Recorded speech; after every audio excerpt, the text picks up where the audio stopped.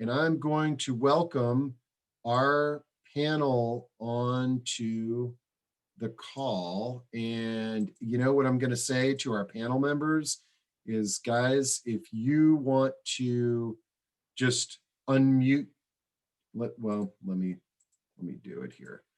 Go ahead and unmute yourself and turn your video on.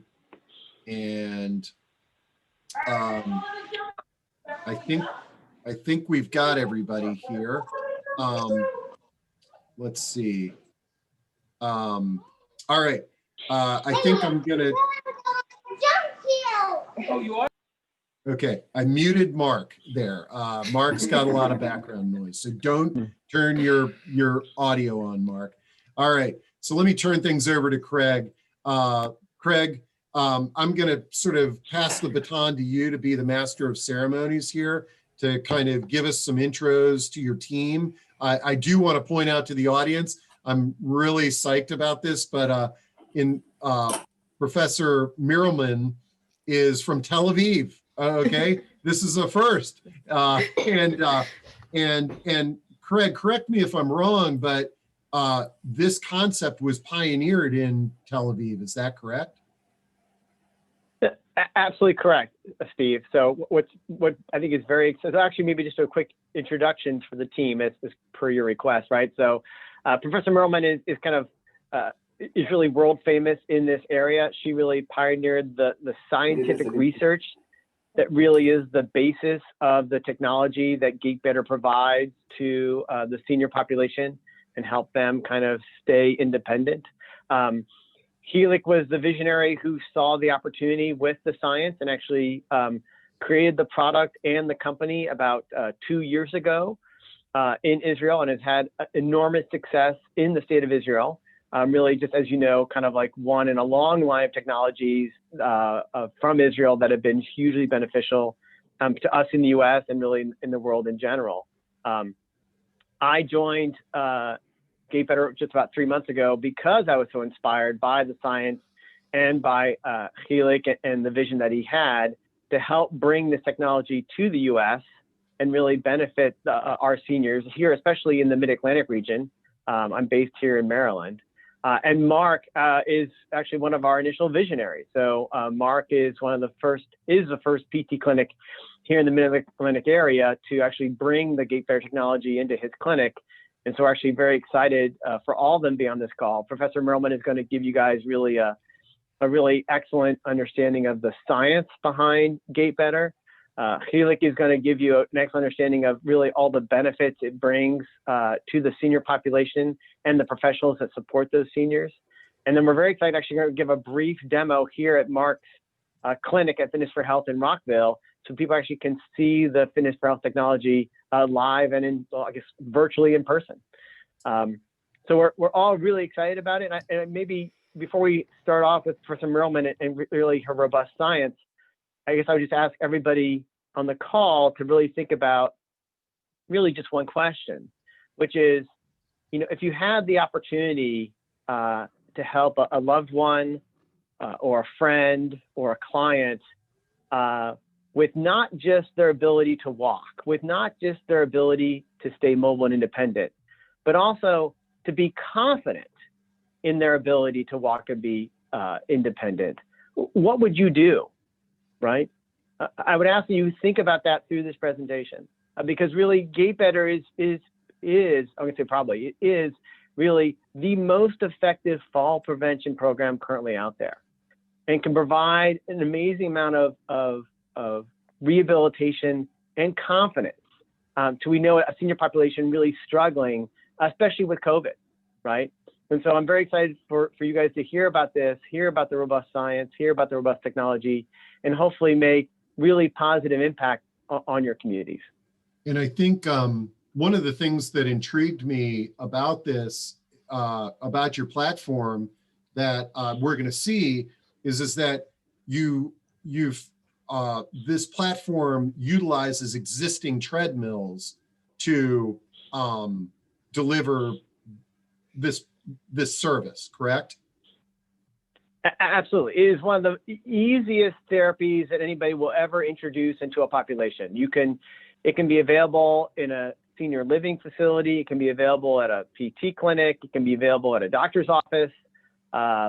It can even be available in a gym and operated by a PT or even like a simple PTA or PT technician. It really has amazing flexibility in terms of where it can be implemented and the communities that can benefit from it. Great. All right. Well, I'm going to jump off the screen. I'm also going to stop Mark's video there because I'm sure that's pretty distracting to folks, and turn it over to you guys. And really looking forward. Oh, and I just want to remind our audience, feel free to ask questions by typing them in. And then when we get to a break, we can entertain questions by raising your hand. All right, take it away, guys. So if you could let Professor Merriman share her screen. She's good. Yep. All right. Sorry.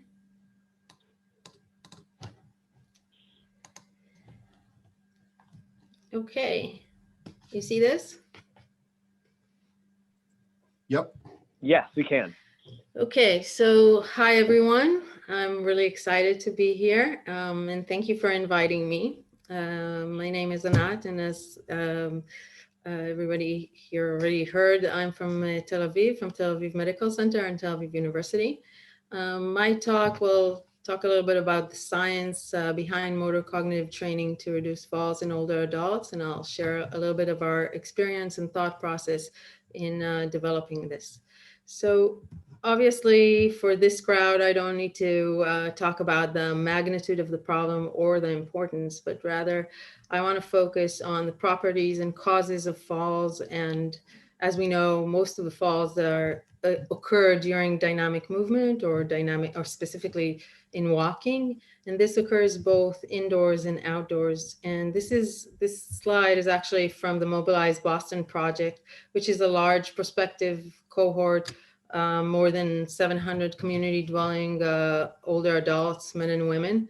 And they showed that participants with poor baseline health characteristics, such as this guy here in blue, fall more while transitioning or walking or even from standing, while more active people, like this guy in gray, tend to fall outdoors or in vigorous activities or in more challenging situations. And these are likely very different kinds of falls, and they require very different attention. They also showed that most falls are not provoked by external factors or stimuli, but rather by internal characteristics. Now, in this comprehensive meta-analysis over 202 papers on falls, they found 156 risk factors for falls. These are just the top 20. And when we look at this, the first one is taking medication. So any medication, just by taking medication, a person has a risk of fall. And then the second one is obviously falls history, which increases the risk for a person to fall again. But the third and fourth one are motor and cognitive, abnormal walking and wandering or confusion. And really, if we look at this list, just these 20 first or top risks, and we color code them a little bit, we can see that most of these, the green ones are motor and the red ones are cognitive. And really there is an interaction here of motor and cognitive reasons for risk in falls. So in the past 20 years, there is a growing body of literature that shows that there is an interaction between motor and cognitive function, and specifically related to falls. This is a study that we've done a few years back, in which we took 275 older adults above the age of 75, none of which had a history of fall before the study began. And we followed them for 6 years to see who actually falls and what are the reasons for falls. And what we saw is that the group with lower executive function or lower cognitive function were actually the ones that fell more and sooner than the groups that had intact cognitive function. On the flip side of this, this is a seminal paper by Joe Verghese from Albert Einstein University, who showed that people who have slow walking speed, so less than 1 meter per second, are more likely to develop dementia over a long period of a longitudinal study of over 20 years of follow-up. And in their recent paper, they actually showed that patients or people that have combination of motor and cognitive complaints, these are just subjective cognitive complaints and slow walking speed, which they called motor cognitive risk, were even more likely to develop dementia compared to either to people who had either symptoms alone. So really, I would say in the past 20 years, this traditional view of cognitive impairment leads to dementia or instability leads to falls is no longer accurate. And what we see now is that the emerging view is more multidimensional or more multifactorial, and each of these components actually can contribute to the risk of falls. And really, it makes sense, because if you think of our daily lives and walking in everyday life, it really requires so much more than just balance control, motor function, or muscle strength. It requires attention to a fast-moving environment, obstacle negotiation, planning, decision-making, and attention. So if we think about the formula for safe gait, we not only need an intact motor system and an intact sensory system, but we also need an intact cognitive function, and specifically attention and executive function, to allow us to adapt to a moving environment. But as therapists and people who deal with older adults, you know that this is easier said than done. But luckily, we can harness technology to actually help us to address these components for multiple domains. So one of such methods is virtual reality. Virtual reality enables integrating repetitive practice augmented by feedback, while introducing all kinds of cognitive demands and cognitive challenges like problem solving or attention, executive function, that can be personalized to the participant's needs. All this goodness in motor and cognitive is also combined with fun and engaging and motivating tasks that can foster adherence of a participant to an exercise program and foster motor learning. And these attributes really have a combined effect, especially in older adults and patients with neurological conditions. So this was the rationale for our study. This is called the VTime study, and VTime was an European funded project with 5 clinical sites, a randomized control trial, and we used a treadmill with virtual reality system to actually enhance both motor and cognitive components. And we explored this, the possibility of such a training to actually reduce falls.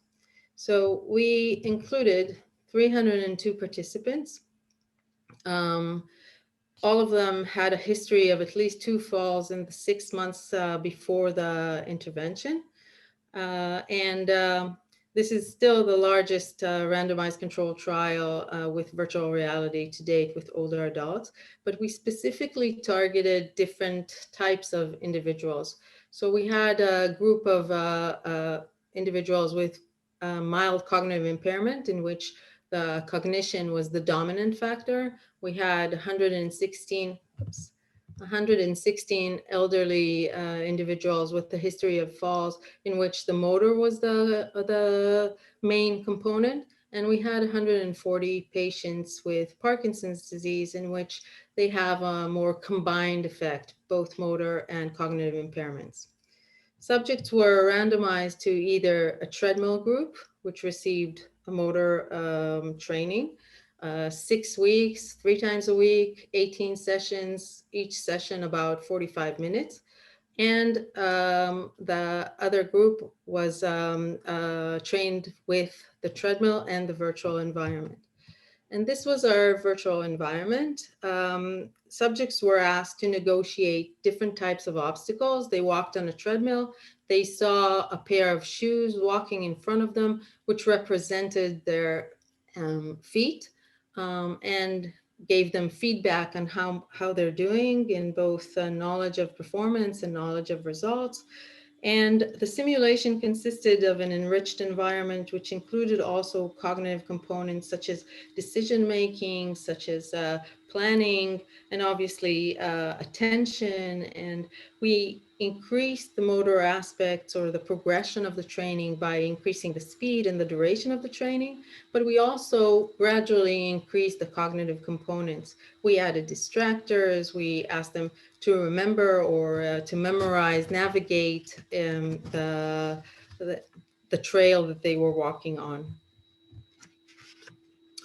Our primary outcome measure was falls in the 6 months post-intervention.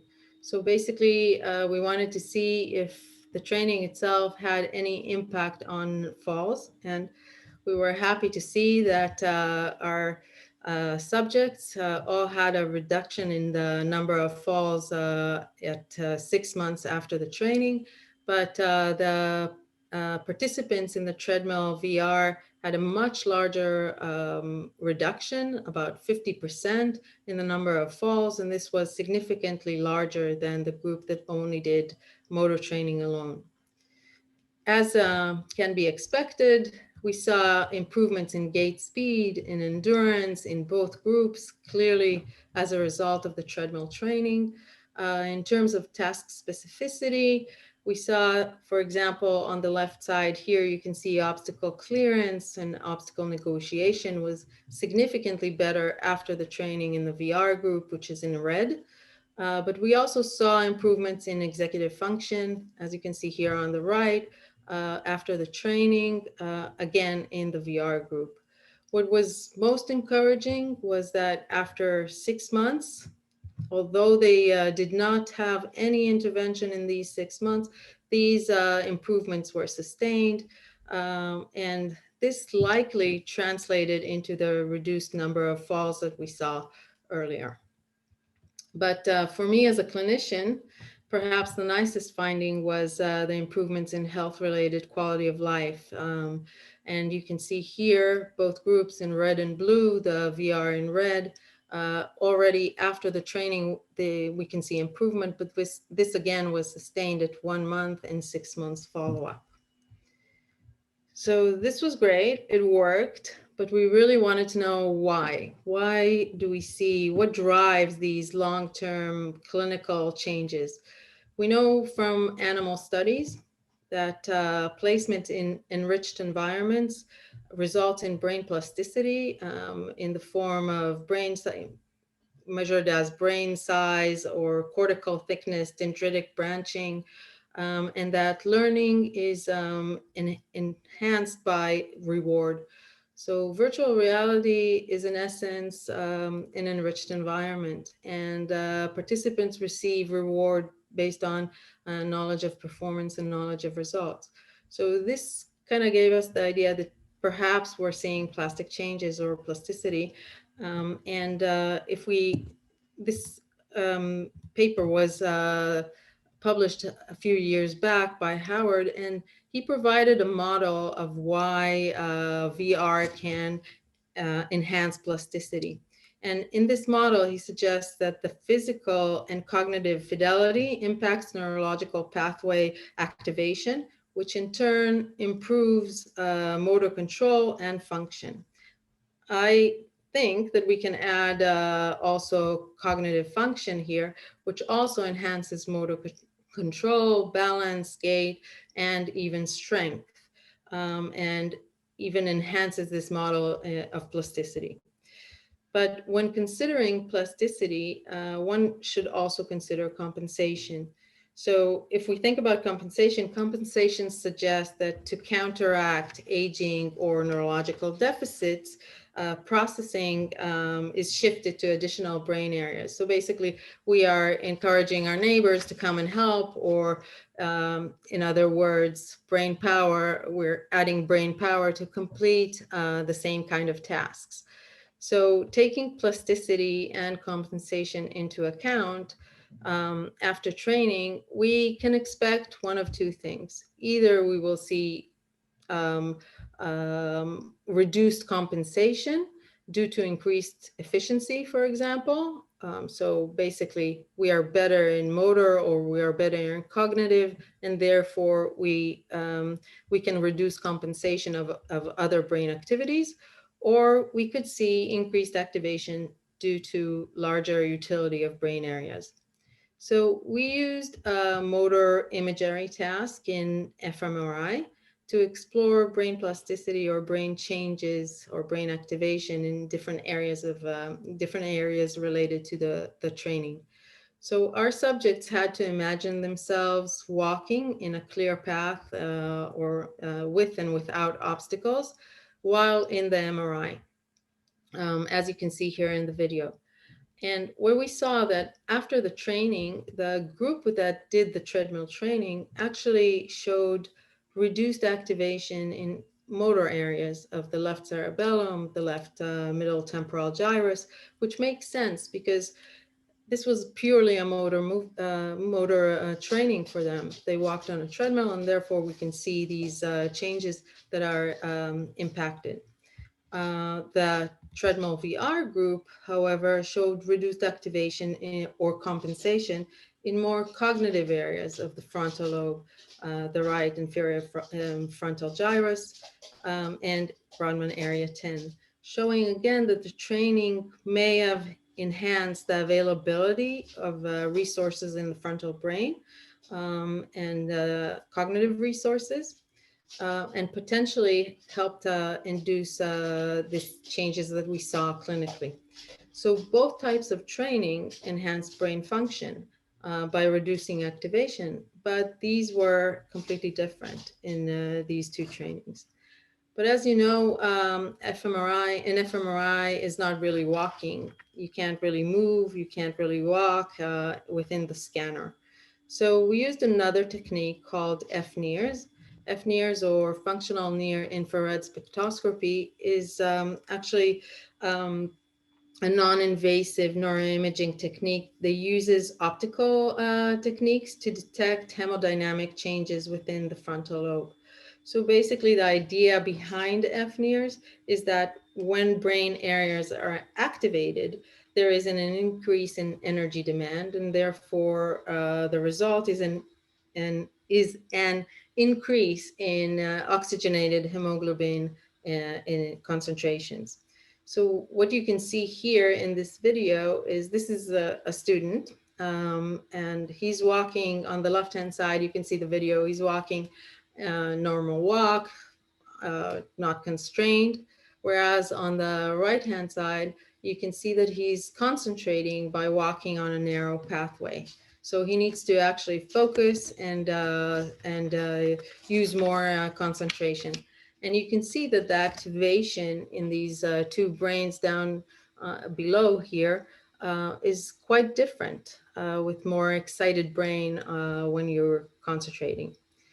So we use this technique to actually see if there is changes in the brain after the training with a virtual reality. And what we saw is that after the training, there was a reduction in activation in the frontal lobe in the treadmill group, but only during usual walking. So again, related to the motor component. But in the VR group, we saw a reduction both in all three domains: in dual tasking, which is motor and cognitive; in obstacle negotiation, again, motor and cognitive; and in usual walking. So kind of showing, if you will, task specificity of training. If we summarize these gains, what we see here is that improved motor and cognitive function actually the enhanced motor and cognitive function reduce the compensatory reliance on the frontal lobe or on other areas of the brain. And there is evidence of neuroplasticity because we see that the gains were sustained or retained for 6 months. And this potentially is the cause for the decrease in falls. So the training was actually beneficial in both enhancing clinical outcomes, but also changing the performance or the activation in the brain. So where do we go from here? And this is, an introduction to what you'll hear next. We as scientists, we're really good in talking to each other. We write papers, we go to conferences, and we talk to each other a lot. But research findings a lot of times fall into what we call the valley of death, because we don't take it to the next step. We don't actually get to reach to the clinic or to the public or bring this technology forward. And at the end, I believe that research is not good if it doesn't help to improve lives. So we were actually very lucky that GaitBetter was interested in this technology to take it to that next step or to bring it to the public. And Hilik Harari, the CEO of GaitBetter, will give you a more understanding of what they're doing. And that's it. I would like to thank you for your attention, and I would be happy to answer any questions that you have. All right. Wow, that was great data there. And yeah, just as we go on to Halik, if there's anybody who's got a question related to that, Loretta says, excellent job. And I have to agree, that was Thank you. very thorough. So Halik, I guess you're taking it away from here. I am, and thank you. And thanks, Anat. It's always fascinating to hear your research. And as Professor Merelman mentioned, GaitBetter was founded in order to bring that science into a reality and into a solution that clinicians can utilize in their facilities and population can enjoy it. My name is, again, Hilik Harari. I'm the co-founder and CEO of GaitBetter. And what I'd like to do in the next few slides is to show you how we translate that science into a working solution that just recently launched in the US. I'll start with a very short video. It will give you a very good sense of where we at this time. So just make sure that I share it properly. Excuse me.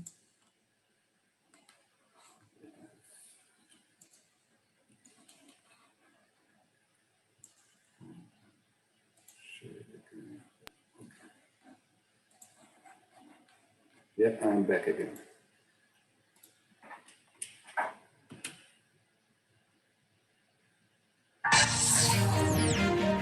Introducing GaitBetter. GaitBetter promotes aging in place using an innovative and clinically proven training solution for improved mobility and fall prevention to keep the elderly healthy. In recent years, researchers have proven the close relationship between cognitive capacity and walking abilities, which are critical for a safe gait. By adding a cognitive engagement layer to common treadmills, the GaitBetter system provides personalized motor cognitive training for seniors and mobility-impaired patients. The patient is walking safely on the treadmill, but feels as if she's walking outside. She encounters virtual obstacles while attending to cognitively demanding tasks in a very similar way to real life. The GaitBetter system allows us to restore and improve patient walking capabilities and reduce fall risk in a fun and engaging way. It's very simple, cost-effective, and patients' outcomes are wonderful. Great. So as you saw and heard from Anat, GaitBetter is really about motor cognitive training. We're focusing on the cognitive aspect of gait, not less than the motor aspect of gait. And the type of training is really focusing on enhancing those executive function skills that are so important for safe gait. We do that in a very convenient and cost-effective way. by adding what I refer to as a universal cognitive add-on to existing treadmills. So we're not in the business of selling very expensive equipment or selling treadmills, but we actually augment or retrofit, if you will, existing treadmills with our add-on. It's a non-immersive virtual reality experience. And we provide a personalized training. The therapist can use the system in order to adjust the training to each individual according to their needs. There are three main components that really makes that product alive. The first one is our ability to use very advanced computer vision algorithms to, in real time, track and analyze gait movement while person is moving on the treadmill. The second is the ability to personalize the training. If you have a person that has one side that is weaker than the other, or have a more challenge on the cognitive task, you can always adjust the training elements to that specific person need. And eventually the overall experience is really gamified, which significantly increases the adherence to a full training program that typically lasts between 12 visits and sometimes up to 18 sessions. The older adults or the trainees, they experience that as a game. They collect scores, they get points, and it's really fun for them. We've seen, 80 years old and plus arguing who is doing better. And that's just great, right? As clinicians, we would want them to train and gain more results by doing that. Anak talked about it a lot. I will mention that apart from that major study that ran in Europe and was published at Lancet, we have additional 15 peer-reviewed publications. Additional studies are taking place these days together with the Spalding Rehabilitation Hospital in Boston, Massachusetts, and they are running a very interesting study using that system for stroke survivors rehabilitation, both in the subacute and the chronic state. Another study that is about to be completed in the next 6 months and taking place in Kansas University is looking into rehabilitation of MS patients using that technology. And we have several of the top universities in Europe and in the States using our technology for research. As mentioned, the solution was not only proved in clinical settings. GaitBetter was established about 3 years ago. We released our first product to the market roughly around about a year ago. We already have more than 30 installations in Israel. We have first installations in the US. You will see one later on today at Mark's clinic. We've seen more than 1,200 patients to date and delivered thousands of training systems. The system was acknowledged by the Israeli Ministry of Health and Maccabi Health provider, healthcare system. It's Israel's second largest HMO. They have roughly about 2.5 million members, and they selected the solution to serve and to provide fall prevention and gait rehabilitation services to their members. The system is FDA registered and is available as of 2 months ago in the US. I wanted to share some of the feedback that we get from therapists and patients with you, and you can see on that slide the different kind, the different type of patients that we see, varying from even advanced cases of Parkinson's or stroke survivors, but also very many healthy adults that are joining a fall prevention program to enhance their motor and cognitive skills. The results that we get both from and the feedback that we get both from therapists and patients are just remarkable, and we're so proud in what we're trying, what we can and accomplishing.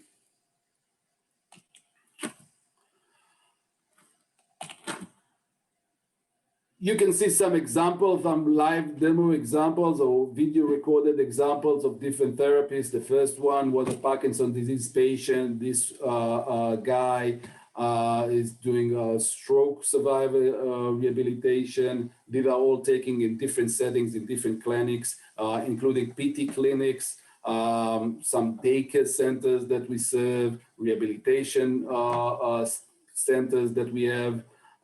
In this specific one, it's kind of interesting. They even have, and you'll see it in a second, they even have 2 systems in a single room, and they utilize 1 therapist in order to administrate 2 patients, and by that can, make more money. This is in a regular gym, as you can see, in one of our clinics. And again, the same technology, different treadmills. We're basically just placing a TV stand, if you will, in front of the treadmill, and we make it a motor cognitive solution. And I talked about that briefly in a kind of a different angle, but when we train patients and trainees using the system, we see significant improvements in motor skills such as speed, endurance, clearance of obstacles, the symmetry gets better, but also on cognitive skills, right? Multitasking, short-term memory, response time. These are all components that you will see improvement, and together the motor cognitive will lead to better obstacle negotiation, motor planning, and balance strategies. When we provide a solution to clients, it includes 3 main components. The first one is essentially, as I noted, a TV stand. It's a custom-made TV stand, which includes a special camera that allows us to do gait tracking, and the software already preloaded on a PC that embedded within the TV stand.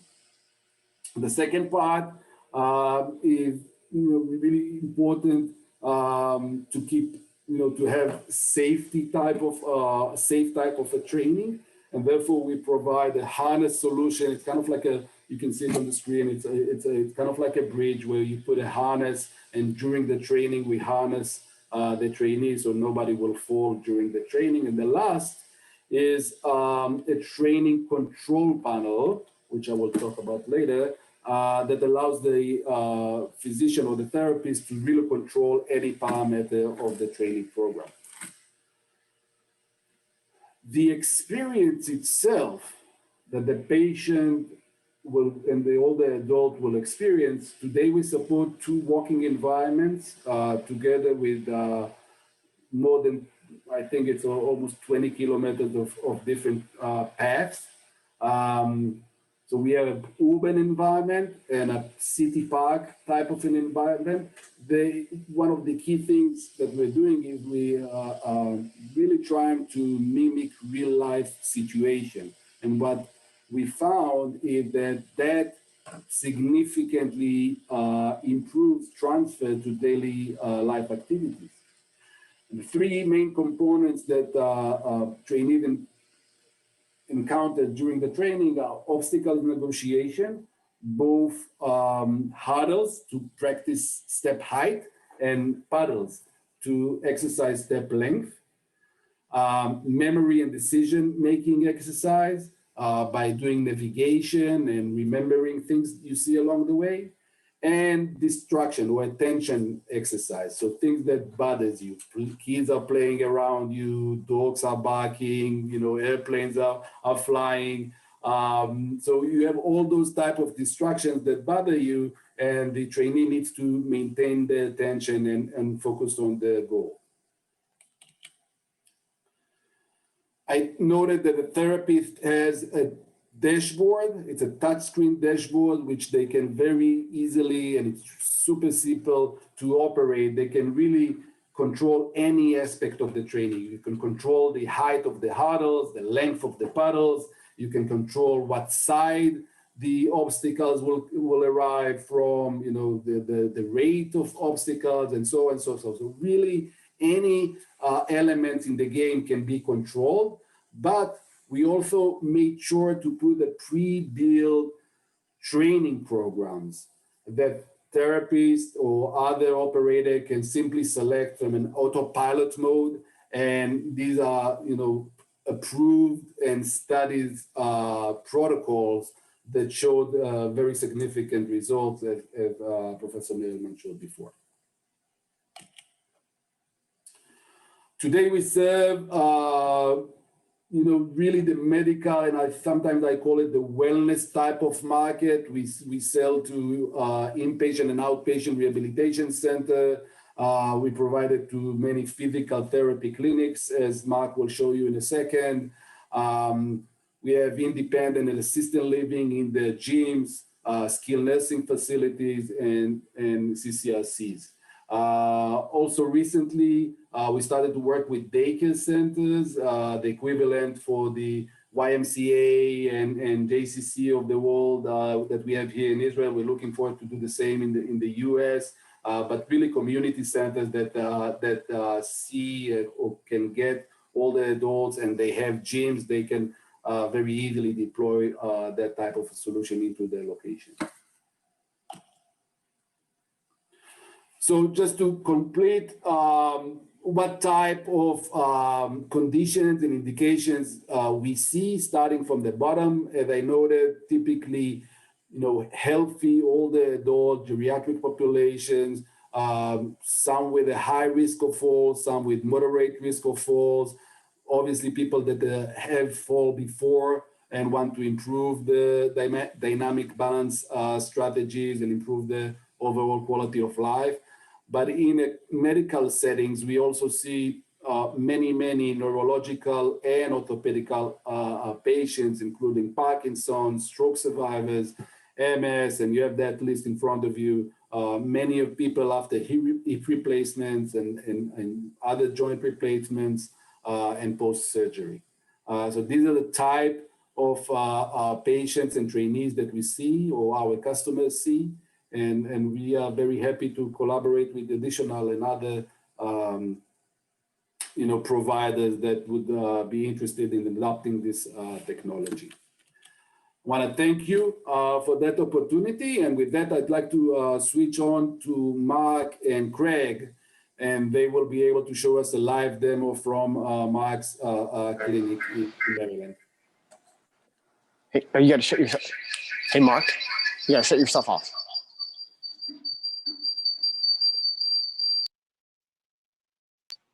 Can you hear us? Yeah. Great. I'm going to start video. How do I switch my, oh, there it is. Hold on a second. All right. Can you guys see Mark? Yeah. And great. So we are here live at Fitness for Health. And Mark is going to show you guys how the system works, a live demo, and talk to you about how excited he is. So right now, actually, what you can see him doing is that he's setting up the system for the client on the treadmill. You can see the client is, we're very much about safety first. So the client is buckled in. He has a safety harness. So there's no risk of falls here. He's setting it up. It's a very easy touch screen user interface. You can set a number of different settings. We can be in a city environment. We can be in a park environment. We can make it a 5-minute walk. We can make it like a 50-minute walk. There are all sorts of opportunities here. So right now we're setting up to make sure that the camera can recognize the feet. It can. We're going to have the client, I think, will start the treadmill.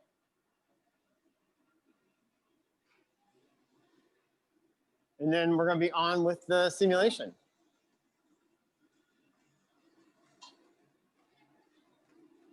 All right. Great. So Mark, how do you think it's going so far? Well, listen, again, I'm Mark here at Fitness for Health, and I have to tell you, we are so excited to be a part of this new technology. I've been involved with a lot of the technology out there in the movement world for over 34 plus years. And we're really excited to be partnering with GaitBetter because it's an incredible way, one, to help us with some of the mobility issues, from fall prevention.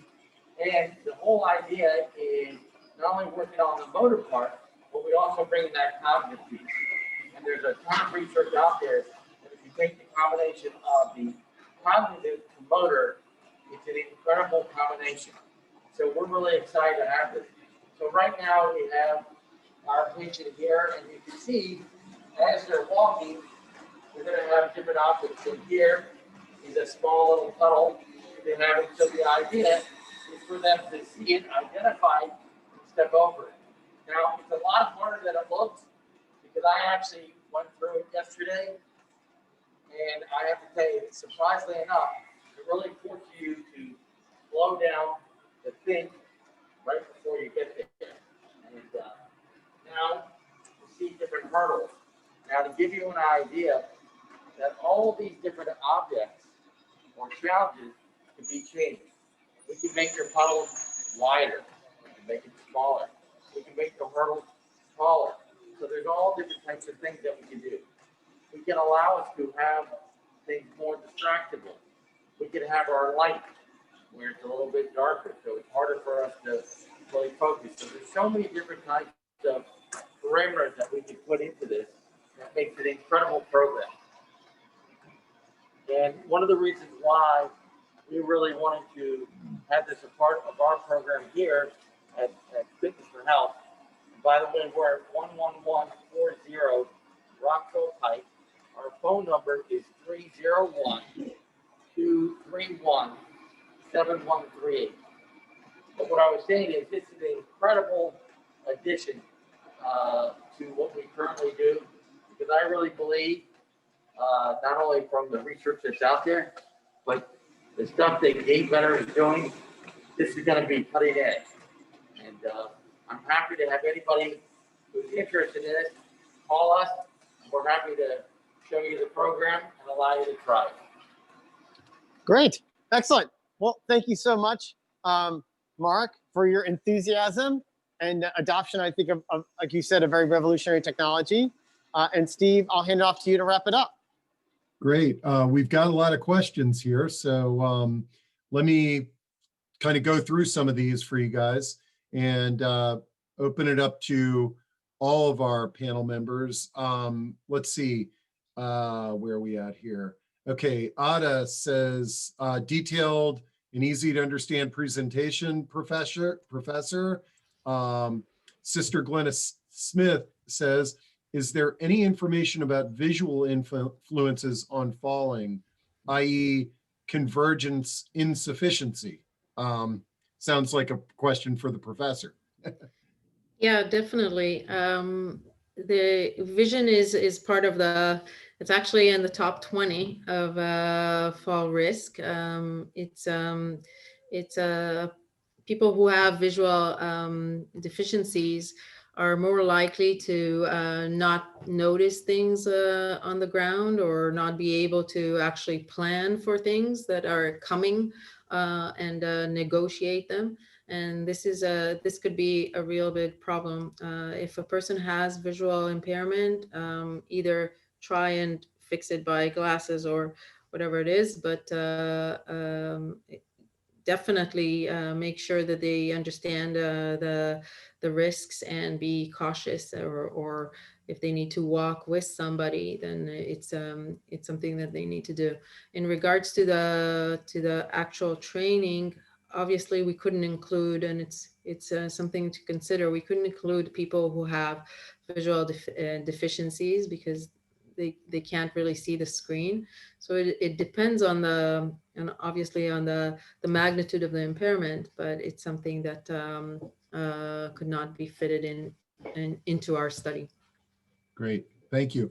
I've got a few questions on pricing and the website, and I have copied the website address in there. But could you could one of you address how much this costs and how that works? Craig? Sorry. Yeah, I'm here. Sorry, Steve. So I know some people will be disappointed, but the pricing is a little complicated because it really depends upon the number of systems and the number of the length of commitment, whether it's a commitment for 1 year or multiple years. But I can tell you it's definitely low cost compared to other equipment that claims to help with gait rehabilitation or fall prevention, and definitely provides a really strong return on investment for really any clinic that has brought the equipment into their organization. So more than happy to kind of have a conversation with whoever's interested in terms of bringing the technology into their organization in terms of what makes sense for them, and then give them a very accurate price, and a price I think they'll be very pleased with. Okay, and I copied the website and your contact information so people can reach out. I think one of the things that I'm really intrigued at and I like is that you've adapted, that this can be adapted to an existing treadmill. So for most senior living communities or rehab facilities, it's not like they're going to have to go out and buy a treadmill. They could use their existing equipment and add this on to that. So that's really cool. What's even funnier, Steve, is an amazing number of senior facilities not only have a treadmill, but they have a TV. So, yeah. I mean, the amount of hardware we need to bring in order to make that combination, much more powerful for the clients in the center is really just minimal. Great. Let's see. I think this is another question for the professor. Sarah says, very interesting. In the pool of those tested, was there inclusion of those with advanced dementia, or mostly looking at preventing dementia? In my experience, many with dementia are unable to follow directions. This is a great question. We only included people with mild cognitive impairment. People with dementia were not included in the study. As you say, they have trouble following following instructions. But even with a mild cognitive impairment, some of them actually did really well, but some of them did not as well. We have another, I didn't present this, but we have additional data that shows we also gave a subgroup of our population in the study, we gave them a 12-week intervention. And we saw that instead of 6 weeks, we extended it to 12 weeks. And we saw that after 12 weeks, there was an increase in cognitive improvement after the 12-week as with respect to the 6 weeks. And what we saw that within this group of people who exercised for 12 weeks, the number or the percent of people with mild cognitive impairment that actually improved was a lot higher. So potentially for individuals with cognitive impairment or more severe cognitive impairment, they will enjoy this training, but they might require a little bit longer period of learning. So we're basically talking about an exercise program that enhances motor learning. So for this learning to actually occur, it might take a little bit longer with people with cognitive impairment. Great. Let's see, Professor, is it would you be able to share your slide? Yeah, sure. No problem. Yeah, Bobby says she loved the one with the reasons why people fall. So, and several people. I'll even send you the paper. It's a good paper. Oh, good, good. Ada asks, can an individual without prior training be able to order the treadmill in VR and use it effectively? I guess I'm assuming this is more of a product that rehab and senior living communities might get, and then their clients can use it with training and supervision, correct? Steve, you are correct. The current version of our product is aimed for centers, anywhere from rehabilitation to senior living facilities. In the future, we do plan to introduce a home edition, but that probably only in 2022, I guess. Okay. And then Joan says, what about the speed of the treadmill? Normally somebody could slow down or speed up to avoid obstacles as well as going around something. Wow, that's a good question. Yeah, it's a good question. We thought about it a lot.